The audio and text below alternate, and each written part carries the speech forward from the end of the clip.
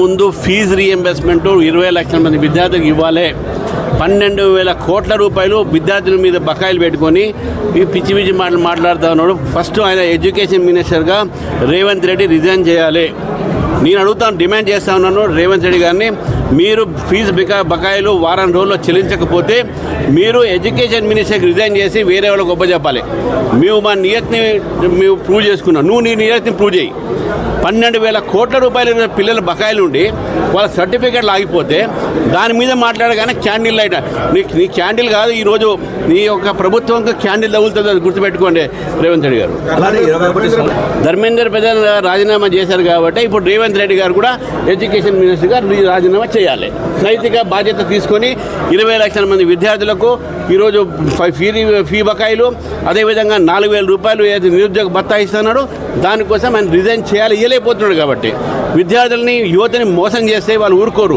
కాబట్టి వాళ్ళు మీరు క్యాండిల్ ర్యాలీ, ఏ క్యాండిల్తో మీరు ఏదైతే ర్యాలీ తీశారో అదే క్యాండిల్తో మీ ప్రభుత్వాన్ని తగలబెడతారని చెప్తారు. తగలబెడతారని వైలెన్స్ కాదు, కింద తీస్తారు. సార్, విద్యార్థులు కాంగ్రెస్ పార్టీ ప్రభుత్వం ఆయన నిర్ణయం, వ్యక్తిగత నిర్ణయం, దాని మీద నేను కామెంట్ చేయను. కానీ ఈరోజు ఏదైతే జరిగిందో దాని మీద మనం సీరియస్గా ఆలోచించాల్సిన అవసరం ఉన్నది.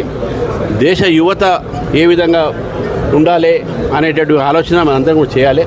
ఇది యువతలు చేసిన పని కాదు, అది కాంగ్రెస్ పార్టీ చేసిన పని కాదు, దీని వెనక విదేశీ శక్తులు ఉన్నాయని చెప్పేసి మనం భావించాల్సిన అవసరం ఉన్నది. ముందు తెలంగాణలో విద్యా వ్యవస్థ ముందు మనం మాట్లాడదాం. రేవంత్ రెడ్డి గారు ఎడ్యుకేషన్ ఆయనే కదా, ఎడ్యుకేషన్ సిస్టమ్ మొత్తం బస్సు పట్టింది. ఇక్కడ కేసీఆర్ బస్సు పట్టించాడు, ఇంకా ఈయన బస్సు పట్టిస్తున్నాడు. 1000 కోట్లు ఇస్తాడు యూనివర్సిటీకి, ఇచ్చాడు, ఒక్క పైసే లేదా అండి. అక్కడ వాళ్ళ సోనం వాంగ్చు కన్నడ వినలేదా మీరు? అలానే 21 సంవత్సరాల యువతకి ఆయన ఎవరైనా పెట్టింటారు, ఎలక్షన్ కమిషన్ పెట్టేయాలి, ఎవరికేం అభ్యంతరం ఉండదు, పెట్టిస్తే పెట్టమని చెప్పండి. కానీ ఆయనకు అధికారం లేనిది తీసుకొచ్చి ఎందుకు పెడతాడు ఆయన? ఇదే కాంగ్రెస్ పార్టీ దగ్గర విద్యార్థుల్ని, యువకుల్ని తప్పుదారి పట్టించేటటువంటి ఒక ఆలోచన వీళ్ళకు ఉన్నది. ఈయనకు ఇంకా తెలియదు. ఎలక్షన్ కమిషన్ ఆఫ్ ఇండియా దాన్ని డిసిషన్ తీసుకోవాలి. పార్లమెంట్లో lowering of the age pass కావాలి. దాని తర్వాత ఈయన ఆలోచన ఉంటే ఉండవచ్చు, చాలా ఆలోచన ఈయన కదా. ఈరోజు మొత్తం హైదరాబాద్ని రియల్ ఎస్టేట్గా అమ్ముకునే ఆలోచన ఉంది. అటువంటి ఈ ఆలోచన కూడా ఏముంది దాంట్లో. 12 ఏళ్ల మోడీ ప్రభుత్వంలో మొదటిసారిగా ఒక కేంద్ర మంత్రి రాజీనామా చేయాల్సిన పరిస్థితి ఎందుకు వచ్చింది? ముందు ఫీజు రీఎంబర్స్మెంట్ 20 లక్షల మంది విద్యార్థులకు ఇవ్వాలి. 12,000 కోట్ల రూపాయలు విద్యార్థుల మీద బకాయిలు పెట్టుకొని ఈ పిచ్చి పిచ్చి మాట్లాడుతూ ఉన్నాడు. ఫస్ట్ ఆయన ఎడ్యుకేషన్ మినిస్టర్గా రేవంత్ రెడ్డి రిజైన్ చేయాలి. నేను అడుగుతాను, డిమాండ్ చేస్తా ఉన్నాను రేవంత్ రెడ్డి గారిని, మీరు ఫీజు బకాయిలు వారం రోజుల్లో చెల్లించకపోతే మీరు ఎడ్యుకేషన్ మినిస్టర్కి రిజైన్ చేసి వేరే వాళ్ళకి గొప్ప చెప్పాలి.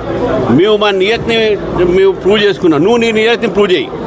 12,000 కోట్ల రూపాయల పిల్లల బకాయిలు ఉండి వాళ్ళ సర్టిఫికేట్లు ఆగిపోతే దాని మీద మాట్లాడగానే క్యాండిల్ లైట్, నీ క్యాండిల్ కాదు, ఈరోజు నీ యొక్క ప్రభుత్వంకి క్యాండిల్ తగులుతుంది, అది గుర్తుపెట్టుకోండి రేవంత్ రెడ్డి గారు.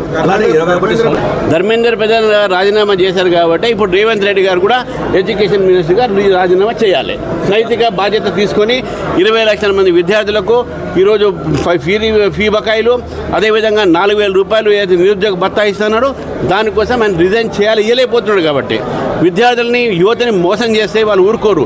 కాబట్టి వాళ్ళు మీరు క్యాండిల్ ర్యాలీ, ఏ క్యాండిల్తో మీరు ఏదైతే ర్యాలీ తీశారో అదే క్యాండిల్తో మీ ప్రభుత్వాన్ని తగలబెడతారని చెప్తారు. తగలబెడతారని వైలెన్స్ కాదు, కింద తీస్తారు. సార్, విద్యార్థులు కాంగ్రెస్ పార్టీ ప్రభుత్వం ఆయన నిర్ణయం, వ్యక్తిగత నిర్ణయం, దాని మీద నేను కామెంట్ చేయను. కానీ ఈరోజు ఏదైతే జరిగిందో దాని మీద మనం సీరియస్గా ఆలోచించాల్సిన అవసరం ఉన్నది.